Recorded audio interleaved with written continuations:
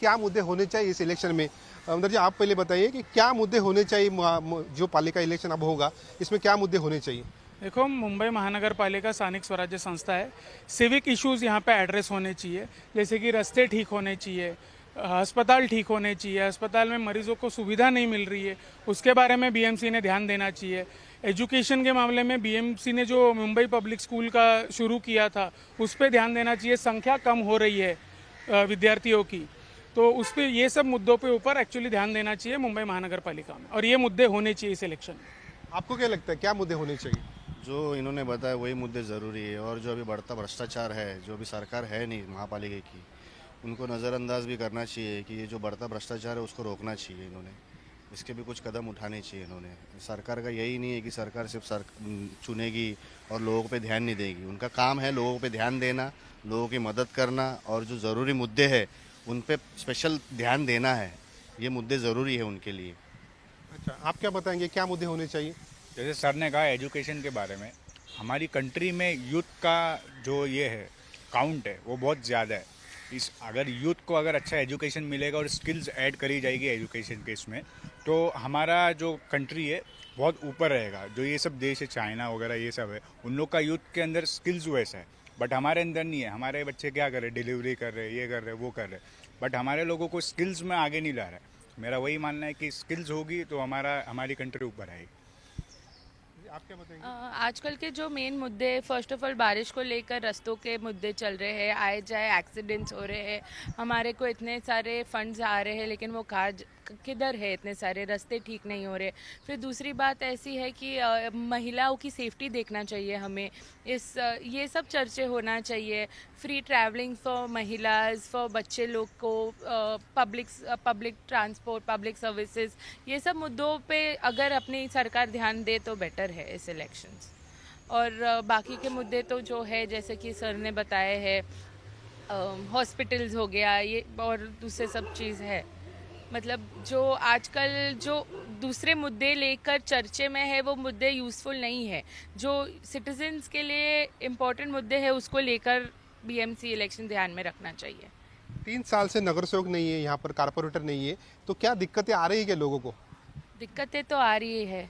जो पुराने कॉरपोरेटर है उनके पास जा रहे हैं, जो सरकार के कॉरपोरेटर है उनको तो फंड्स मिल रहे काम करने में, लेकिन जो ऑपोजिशन पार्टी के कॉरपोरेटर्स है उनको ना फंड मिल रहे हैं ना उनके काम हो रहे हैं। सो ये सब किसको इफेक्ट कर रहा है, कॉमन पीपल को इफेक्ट कर रहा है, आम नागरिक को इफेक्ट कर रहा है, वार्ड के लोगों को इफेक्ट कर रहा है। तो ये तो बहुत बड़ा मुद्दा है इस बार। रास्ते के प्रॉब्लम्स है, हॉस्पिटल्स है। आप जब जाओ तो उधर कॉरपोरेटर, जब उनको फंड्स ही नहीं है, जब उनका टर्म ख़त्म हो गया है तो वो कैसा रास्ते बनाएंगे, अपने वार्ड में कैसा काम करेंगे, फैसिलिटीज़ कैसा देंगे अपने लोगों को। 3 साल से कारपोरेटर नहीं है, क्या लोगों को दिक्कतें आ रही है।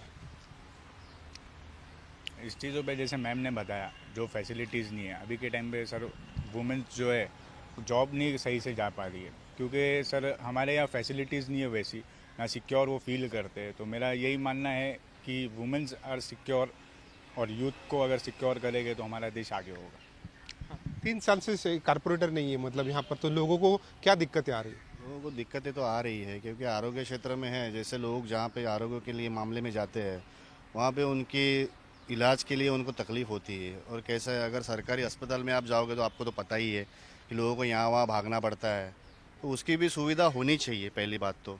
दूसरी बात यह है कि ये जो जातिवाद का मुद्दा लेके इन लोग चलते हैं हर साल, वो ज़रूरी नहीं है। हमें तो जो हमारा असली मुद्दा है उन पे कोई ध्यान देता ही नहीं है, और हर साल यही होता है इलेक्शन आने के लिए। और 3 साल अगर इलेक्शन हुए ही नहीं है तो इसके पीछे भी कारण सरकार का ही है कि उनको ये कराना नहीं था, क्योंकि भ्रष्टाचार बढ़ते जा रहा है। यही कारण है उनका कि जो ठेकेदार है आज के, जो रोड के काम लिए हुए हैं उनसे काम हो नहीं रहा है, और जो काम रखड़े हुए हैं उन पे ध्यान दे नहीं रहा है। आप क्या बताएंगे, 3 साल से कारपोरेटर नहीं है। 3 साल बता रहे हो, अभी अगले फरवरी में 4 साल हो जाएंगे। बीएमसी नगर सेवक या पार्षद कहो, इसका काम है वाटर गटर मीटर, ये समस्याओं का निवारण करना।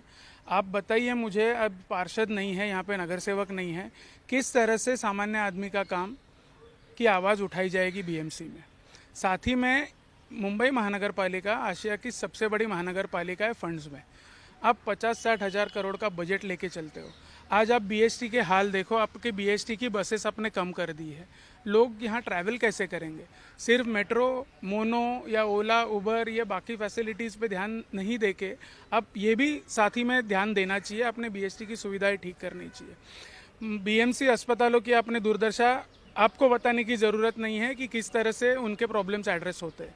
इतनी दिक्कतें हैं, कौन सॉल्व करेगा? ये आप 4 साल में प्रशासक बिठाया है, एक आदमी पूरा मुंबई महानगर पालिका चला रहा है, कैसे पॉसिबल होगा ये? और आप बारिश में आपने देखा जगह जगह पे पानी भर रहा है, उससे रास्ते खराब हो रहे हैं। कौन सॉल्व करेगा ये? आप 4 साल सिर्फ आपके पॉलिटिकल विल के चक्कर में आपने 4 साल यहाँ सिर्फ मुंबई में नहीं, आपने महाराष्ट्र में चुनाव रोक दिए। आपने जो डिसेंट्रलाइजेशन का पावर है उसमें आप अड़ंगा बन गए, आप संविधान के खिलाफ गए।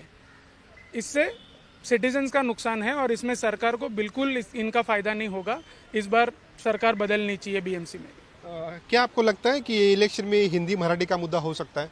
बिल्कुल नहीं, यहाँ पे सेवा का मुद्दा है।